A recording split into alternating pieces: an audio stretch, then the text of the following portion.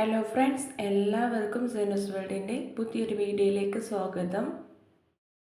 ഇന്ന് ഞാൻ വന്നിരിക്കുന്നത് ഒരു അടിപൊളി ബ്രേക്ക്ഫാസ്റ്റിൻ്റെ റെസിപ്പി ആയിട്ടാണ്. ഇത് നമുക്ക് ബ്രേക്ക്ഫാസ്റ്റ് ആയിട്ടും ഡിന്നറായിട്ടും അതുപോലെ കുട്ടികൾക്കൊക്കെ സ്നാക്സ് ആയിട്ടൊക്കെ ഉണ്ടാക്കി കൊടുക്കാൻ പറ്റുന്നതാണ്. ഈ റെസിപ്പി ഞാനിവിടെ ഉണ്ടാക്കിയെടുത്തിട്ടുള്ളത് ഗോതമ്പൊടി യൂസ് ചെയ്തിട്ടാണ്.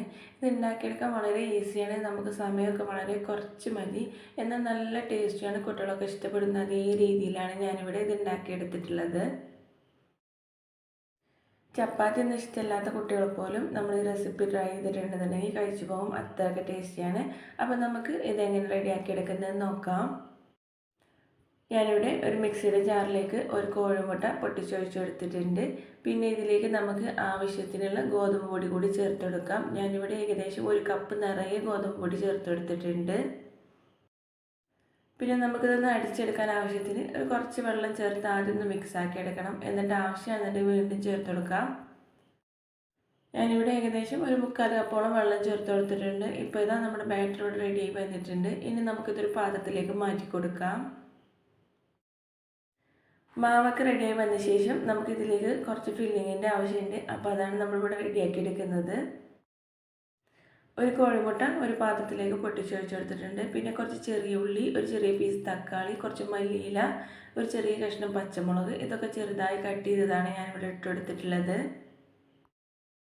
ഞാനിവിടെ വളരെ കുറഞ്ഞ ക്വാണ്ടിറ്റിയിലാണ് ചെയ്തെടുക്കുന്നത്. അതുകൊണ്ടാണ് ഒരു കോഴിമുട്ട എടുത്തിട്ടുള്ളത്. നമ്മൾ കൂടുതലായിട്ട് ചെയ്തെടുക്കുകയാണെന്നുണ്ടെങ്കിൽ 1-2 മുട്ടയൊക്കെ എടുത്ത് നമുക്ക് ചെയ്യാവുന്നതാണ്.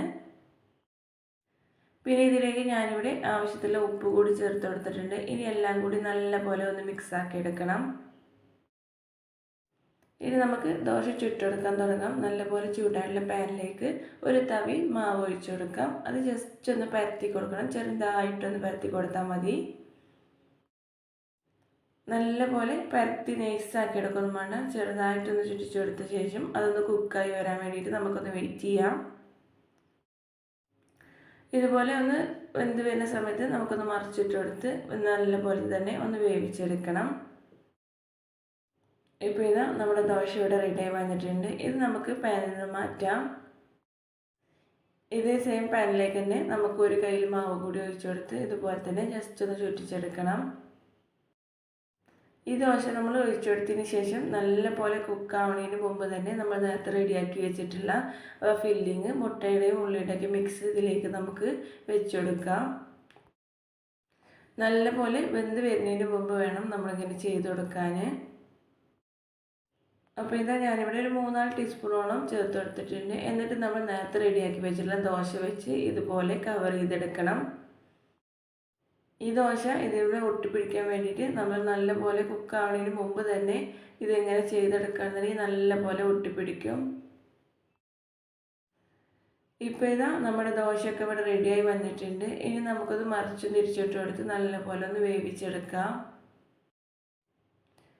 ഞാനിവിടെ ഇതിൻ്റെ മുകളിലൊക്കെ കുറച്ച് ഓയിലൊക്കെ ഒന്ന് സ്പ്രെഡാക്കി കൊടുക്കുന്നുണ്ട്. നെയ്യൊക്കെ ഉണ്ടെന്നുണ്ടെങ്കിൽ അതൊക്കെ ചേർത്തെടുത്താൽ മതി. നമ്മളിങ്ങനെ റെഡിയാക്കി കൊടുത്തിട്ടുണ്ടെന്നുണ്ടെങ്കിൽ കുട്ടികളാണെന്നുണ്ടെങ്കിലും വളരെ ഇഷ്ടത്തോടു കൂടി തന്നെ കഴിക്കും. നല്ല ഈസി ആയിട്ടുള്ളൊരു ബ്രേക്ക്ഫാസ്റ്റാണ്. അതുപോലെ നമുക്ക് കുട്ടികളെ സ്നാക്സ് ബോക്സിലൊക്കെ കൊടുത്തുവിടാൻ പറ്റും. നമ്മളിങ്ങനെ ബ്രേക്ക്ഫാസ്റ്റൊക്കെ റെഡിയാക്കി എടുത്തിട്ടുണ്ടെന്നുണ്ടെങ്കിൽ ഇതിൻ്റെ കൂടെ കറിയുടെ ഒന്നും ആവശ്യമില്ല. നല്ല ടേസ്റ്റിയാണ്, അതുപോലെ നല്ല ഹെൽത്തിയുമാണ്. ഇപ്പോൾ ഇതാ ഞാനിവിടെ ഓയിലൊക്കെ കുറച്ചൊന്ന് സ്പ്രെഡാക്കി കൊടുത്തിട്ടുണ്ട്. ഇനി നമുക്കിത് തിരിച്ചും മറിച്ചിട്ട് കൊടുത്ത് നല്ലപോലെ ഒന്ന് മുരിച്ചെടുക്കാം. നമ്മൾ ഓയിൽ 2 സൈഡും നല്ലപോലെ ഒന്ന് സ്പ്രെഡാക്കി കൊടുക്കണം. അപ്പോഴാണ് 2 സൈഡിലും നല്ലപോലെ മുരിഞ്ഞ് വരുള്ളൂ.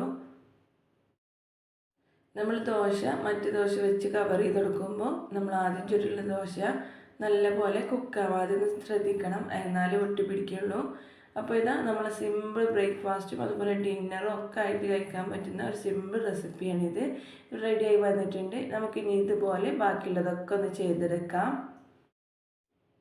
നമ്മളിത് കട്ട് ചെയ്തിട്ടൊക്കെ കഴിക്കുകയാണെന്നുണ്ടെങ്കിൽ നല്ല ടേസ്റ്റ് ആയിരിക്കും. അല്ല, ഇങ്ങനെ കഴിക്കാനും അടിപൊളി ടേസ്റ്റാണ്. ഞാനിവിടെ ഇത് കട്ട് ചെയ്ത് കാണിച്ചു തരാം. ഇപ്പോൾ ഇതാ ഞാനിവിടെ കട്ട് ചെയ്തിട്ടുണ്ട്. നമുക്ക് കുട്ടികളുടെ സ്നാക്സ് ബോക്സിലൊക്കെ കൊടുത്തേക്കുകയാണെന്നുണ്ടെങ്കിൽ ഇതുപോലെ കട്ട് ചെയ്തിട്ട് 4 പീസൊക്കെ ആയിട്ട് കൊടുത്തേക്കുകയാണെന്നുണ്ടെങ്കിൽ അവർക്ക് കഴിക്കാൻ നല്ല ഈസി ആയിരിക്കും. അപ്പോൾ ഇത് നമ്മുടെ സിമ്പിൾ ബ്രേക്ക്ഫാസ്റ്റ് റെസിപ്പി ഇവിടെ റെഡി ആയി വന്നിട്ടുണ്ട്. ഇതുവരെ ഇങ്ങനെ ട്രൈ ചെയ്ത് നോക്കാത്തവരാണെന്നുണ്ടെങ്കിൽ എന്തായാലും ഒന്ന് ട്രൈ ചെയ്ത് നോക്കിയിട്ട് നിങ്ങളുടെ ഫീഡ്ബാക്ക് കമൻറ്റ് ബോക്സിൽ അറിയിക്കണേ. അതുപോലെ വീഡിയോ ഇഷ്ടപ്പെട്ടാൽ ലൈക്ക് ചെയ്യുക, നിങ്ങളുടെ ഫ്രണ്ട്സിനും റിലേറ്റീവ്സിനൊക്കെ ഒന്ന് ഷെയർ ചെയ്ത് കൊടുക്കുക. വീണ്ടും നല്ല റെസിപ്പി ആയിട്ട് വരുന്നതാണ്. Thanks for